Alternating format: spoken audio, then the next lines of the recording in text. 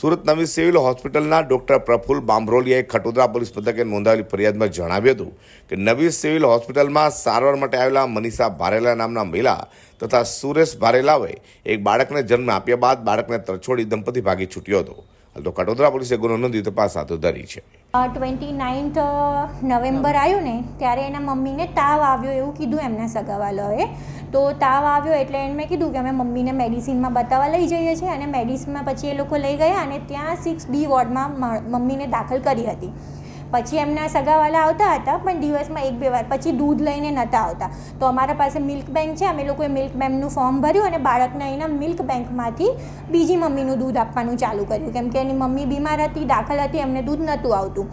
પણ પછી 3-4 દિવસ એમના સગા જે નિરંતર આવ્યા નહીં, વારે વારે બાળકને જોવા કે કોઈ શું કહેવાય, અમે બાળકનું કન્ડિશન કેવી છે એવી ડેઈલી સગાને સમજાવીએ તો સગા એના માટે આવતા નહોતા. કરન્ટલી 3 દિવસ નહીં આવ્યા તો પછી અમે અમારી રીતે જોયું, છાનબીન કરી. અમને એટલી તો ખબર હતી કે મમ્મી મેડિસિનમાં દાખલ છે, તો અમે ત્યાં જઈને જોયું તો એ લોકો મમ્મી ત્યાંથી બી ચોપડા પર એવું હતું કે ભાગી ગયા છે, મમ્મી ત્યાંથી ભાગી ગયા હતા એવું જાણવા મળ્યું. એટલે પછી અમે તરત જ પોલીસ જાણ કરી અને MLC કેસ કર્યું હતું.